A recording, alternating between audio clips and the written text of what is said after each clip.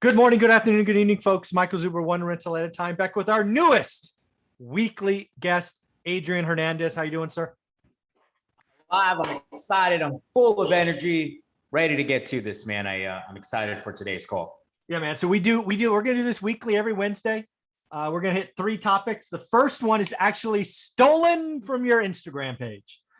So make sure as we get to this, you hit your Instagram page. But you had a post about the message to your younger self. I think that is something we should all think about.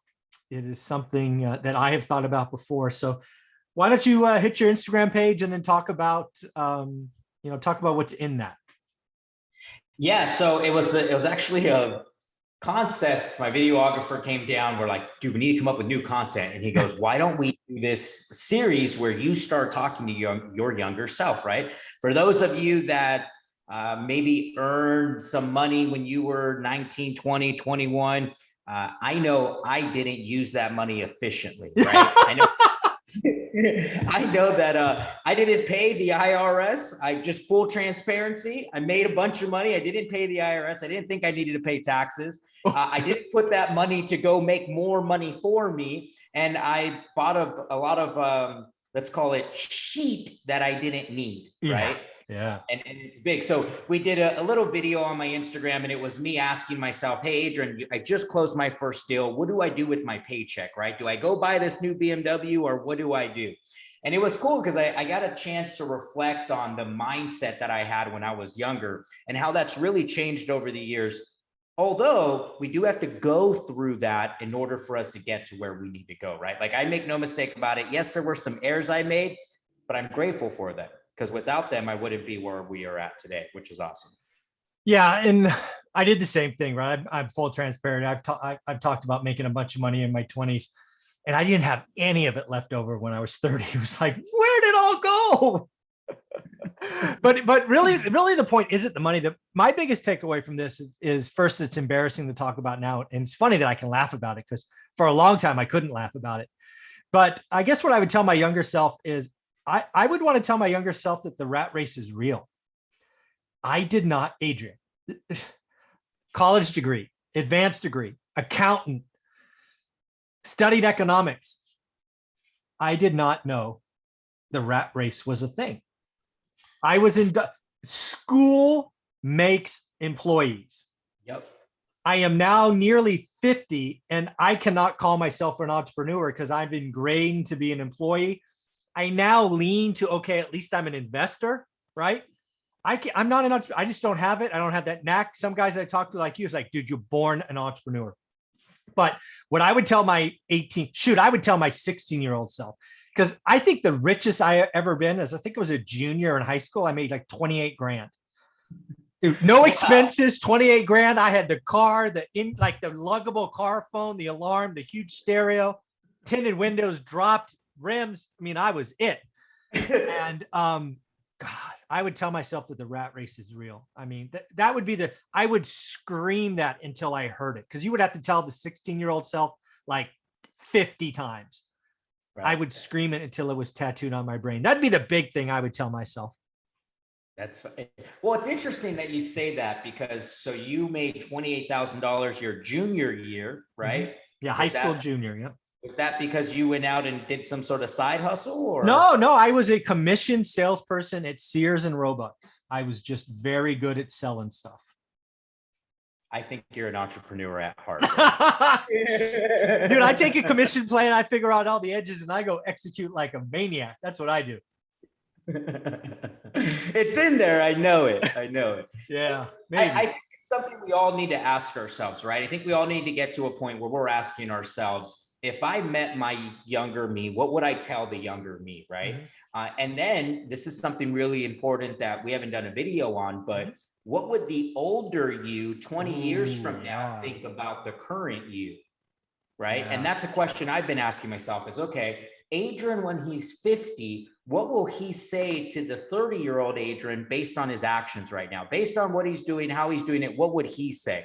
Yeah. And it's funny because I started asking myself that question.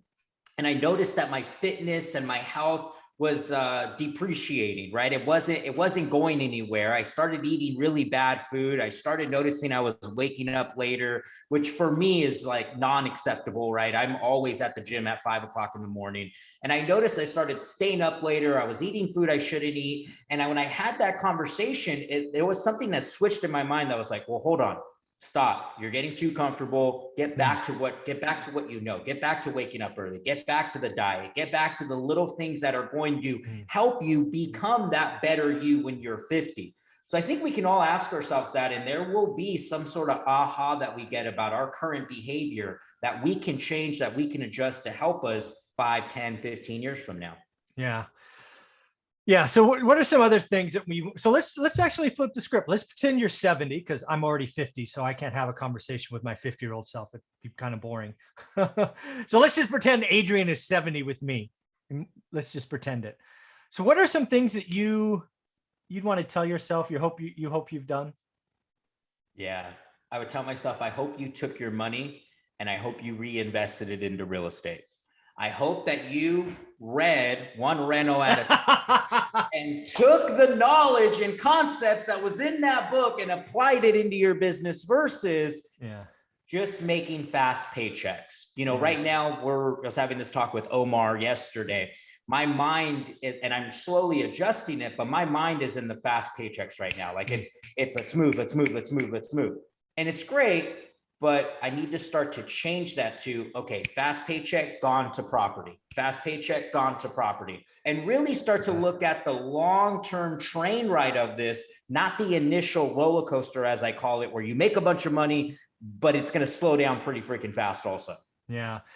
Yeah. There's a couple of things. First, I'm going to ask you for a favor. So on Instagram, my creators just put up the best thing I've ever seen them do. It's basically a collection of all my book selfies done to All I Do Is Win. So can you forward that to your entire community, which I think is 146,000? I'm going to ask for that favor. And then second, Grant Cardone kind of lives that way, right? He's talked about, he gets a bunch of money, goes, buys a unit, gets a bunch of money, goes, buys a bunch of unit. And then what people realize, he buys the toys, the whips, for you, the boats off it's like a second derivative, right? It's like, hustle, buy an asset, have asset produce income, and then go buy stupid stuff. It's kind of a delayed gratification.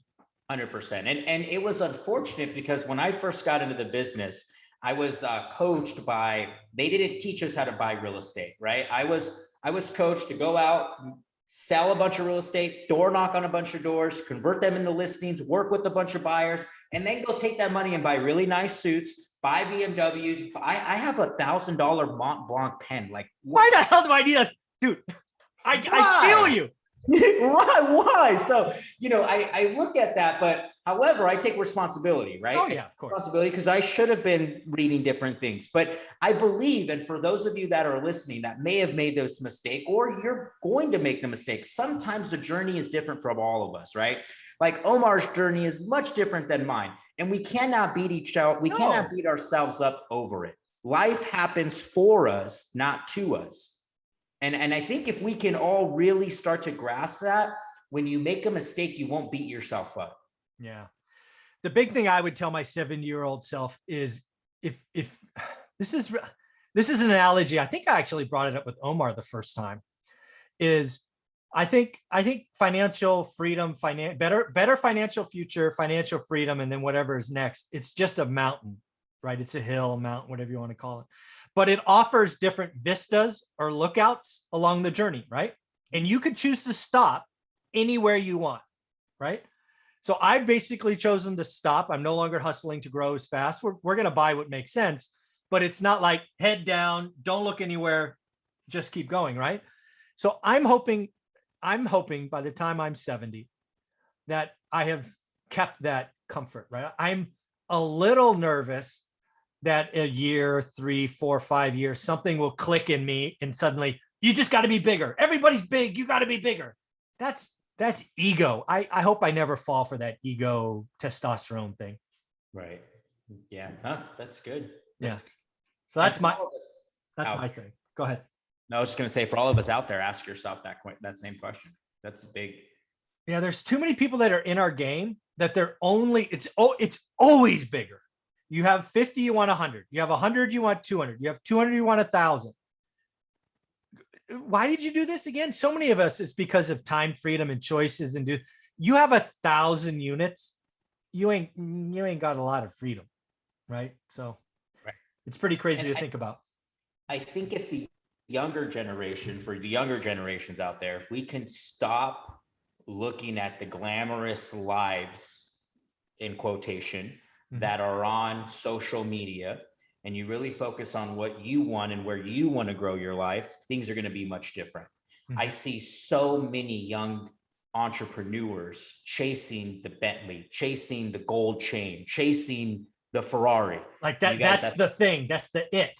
It's Yeah. not the it. If I don't have it, I haven't made it. I know a lot of guys that own a lot of units and they would never buy a Ferrari. No. So it's interesting. I hope we can all really hear that. And I hope we can really take our mind out of, and I just made a correlation. You talk about the rat race. That's very similar to the rat race. It is. When all you are doing is chasing something. And once you catch it, guess what happens? You're chasing something else again also. Oh, and here's the deal. You want to drive this home is once you catch the Rari, you have a moment, maybe a week of fun, and then it's bigger. Then it's the jet, and then it's this, and then it's that. You are making your wheel bigger and you don't even know it. And you should make your wheel smaller, i.e. hustle, buy assets produce cash flow. Pretty soon, my month is made and I don't need to do a thing. Then you can go do whatever you want. It's so good. I had an Aston Martin Vanquish on my dream board forever. I finally bought one. Do you guys know how excited I was?